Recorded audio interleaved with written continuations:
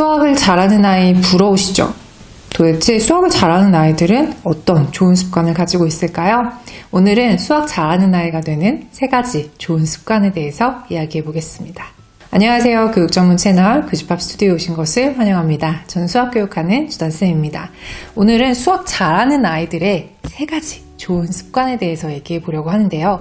먼저 수학을 잘한다는 거의 기준은 뭘까요? 수학을 잘한다는 거의 기준은 굉장히 명확한 것 같습니다. 바로 문제를 잘 푼다. 이걸로 한정돼서 생각하는 경우들이 많은데요. 그래서 초등 때 문제 하나를 두고 굉장히 오랜 시간을 고민하는 아이들이 문제를 못 푸는 것이 아닐까라고 걱정하시는 경우도 있고, 반대로 아무 생각이 없더라도 보자마자 문제를 바로바로 푸는 아이들을 보고 수학을 잘한다라고 생각하는 경우들도 있습니다. 그런데 미리 아시겠죠? 두 경우 반대의 경우인 경우가 많죠. 사실 문제를 곰곰이 고민해서 푸는 아이들은 수학을 잘할 가능성이 현저히 높은 아이라고 할 수도 있고요. 반대로 아무 생각 없이 수학 문제를 척척 푸는 아이들은 물론 엄청난 훈련이 뒷받침된 거긴 하지만 정말 본인이 풀어보지 못한 어려운 문제를 만났을 때 제 실력을 발휘할 수 있을까 조금은 의구심이 들기도 합니다. 그래서 저는 수학을 잘한다는 거의 기준을 문제를 잘 푸는 것으로 한정하기보다는 조금 더 넓은 광의에서 생각해주는 것이 어떨까 싶은데요. 초등 때 그래서 수학을 잘할 가능성이 있는 아이들을 잘 다독이는 것이 학부모님들에게는 매우 중요하다고 할 수 있습니다. 그럼 수학을 잘할 가능성이 있는 아이들은 어떤 아이들일까? 일단 수학을 재미있어 하는 아이들이 있어요. 수학을 재미있어 하면 수학을 잘하지 않나? 라고 생각했을 텐데 수학을 좋아하는 것과 그리고 잘하는 것은 조금 다른 이야기인 것 같습니다. 특히 이건 초등 때 한정된 이야기이기도 한데요. 퀴즈나 아니면 퍼즐 또는 추리 같은 것들을 좋아하는 아이들은 수학적인 사고를 할 가능성이 높은 아이들입니다. 아직은 실력 발휘를 못하고 있다고 생각하시더라도 이런 것에 흥미를 가지는 아이들은 앞으로 가능성이 있구나 라고 조금은 기쁘게 생각하셔도 좋을 것 같아요. 그리고 수학과 한정된 얘기는 아닌데 모든 것을 끝까지 몰입해서 하는 아이들이 있습니다. 특정하게 어떤 것에 꽂혔다 하면 끝을 보는 아이들 있죠. 이런 아이들 앞으로 무언가에 집중할 가능성이 굉장히 높은 아이들이기 때문에 저는 희망을 가지셔도 좋을 것 같다는 생각이 들고요. 칭찬 욕구가 강하다, 그리고 매사에 관심이 많다라고 생각하시는 부분도 분명히 성장할 가능성이 있는 아이들입니다. 마지막으로 국어 능력이 좋은 아이들을 저는 주목해야 한다고 생각하는데요. 예전과는 다르게 우리 아이들이 읽기와 쓰기 능력이 수학에서도 굉장히 중요해지고 있습니다. 지금 비록 수학에서 실력을 발휘하지 못한다고 하더라도 충분히 잘할 가능성이 있는 아이들이라는 거 잊지 마세요. 자, 그러면 수학을 잘하는 아이로 만드는 3가지 좋은 습관에 대해서 본격적으로 얘기해 볼게요. 우선 첫 번째입니다. 수학을 읽는 습관을 들이도록 해주세요. 한마디로 수학 읽기 습관입니다. 좀 전에도 제가 수학을 읽고 쓰는 능력들이 굉장히 중요해지고 있다고 말씀드렸는데요. 평소에 초등 때부터 문제 푸는 연습을 할 때 읽는 연습을 하는 것이 매우 중요합니다. 자, 읽는 것은 문제를 읽는 것은 당연하고요. 그 이전에 교과서를 읽고 수학 관련된 동화를 읽고 하면서 무언가 읽고 생각하는 훈련들이 지속되어야 하는데, 특히 문장제 문제를 만나면 아이들이 생각보다 어려움을 겪는 경우가 많죠.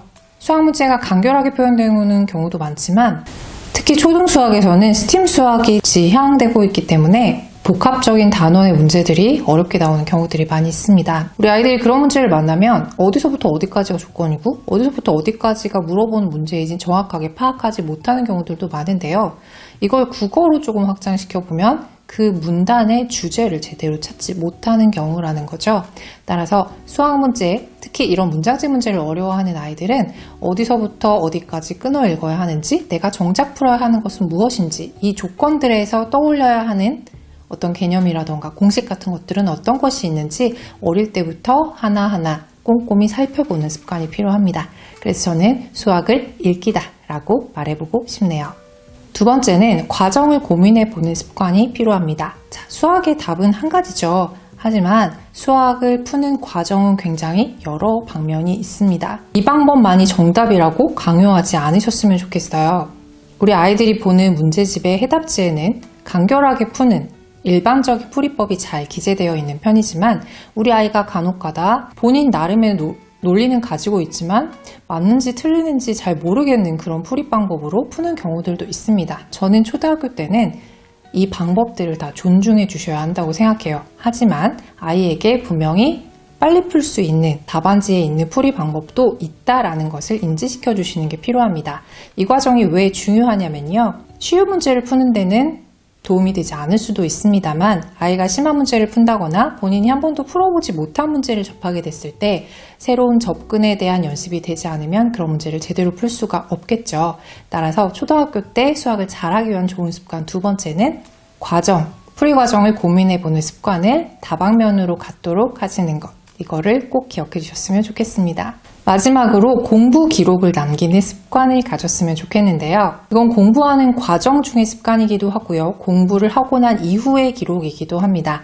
공부하는 과정 중의 습관은 어떤 것들이 있냐면 일단 수학 일기. 제가 많이 강조하고 있는 거죠. 혹시 수학 일기를 어떻게 하는지 궁금하신 분들은 이 위에 안내에서 찾아보시면 좋을 것 같고요. 간단하게 수학 일기라는 건 오늘 공부한 수학 내용들을 일기 형식으로 가볍게 기록해 두는 겁니다. 우리 아이가 오늘 배운 내용들을 다시 한번 상기하고 내가 무엇을 알고 무엇을 잘 모르는지 메타인지력을 키우는 하나의 훈련이라고 생각해 주시면 좋을 것 같고요.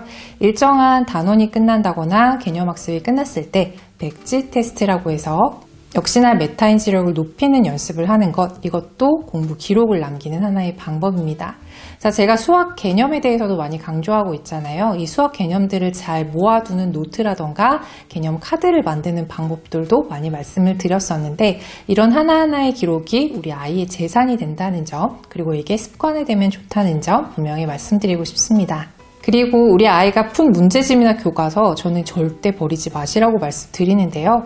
이거는 나중에 복습이 필요할 때, 후행이 필요할 때 요긴하게 써먹을 수 있는 좋은 도구임과 동시에 우리 아이의 공부 의욕과 공부 성취, 그리고 본인 스스로의 자존감을 높이는 좋은 방법 중에 하나입니다. 보통 수학뿐만 아니라 다른 과목들도 우리 아이들이 한 학기 1년 동안 소화하는 문제집이나 책의 양이 엄청나게 많잖아요.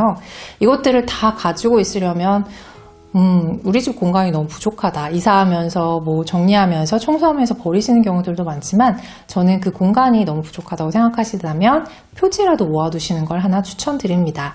그렇게 모여진 것들을 아이가 결산할 때 보게 되면 충분히 내가 열심히 공부했구나. 이렇게 공부한 것들이 지금의 나를 만들었구나. 이런 습관 하나하나가 우리 아이가 성장하는 좋은 기틀이 된다는 점 기억해 주셨으면 좋겠네요. 자, 오늘은 수학 잘하는 아이들의 좋은 습관 3가지에 대해서 말씀드려봤는데요. 사실은 실천하려면 어렵지 않은 부분이기도 하지만 동시에 어려운 부분이기도 합니다. 하지만 이런 하나하나의 습관이 나중에 우리 아이의 수학력을 키울 수 있는 좋은 원동력이 된다는 점 기억해 주신다면 우리 초등학부모님들이 충분히 시간을 들여서 시도해 봄직하지 않을까라는 생각이 드네요. 오늘 영상이 도움이 되셨다면 구독과 좋아요 그리고 알림 버튼 클릭 부탁드리고요. 저는 다음에 또 유익한 영상으로 인사드리겠습니다. 감사합니다.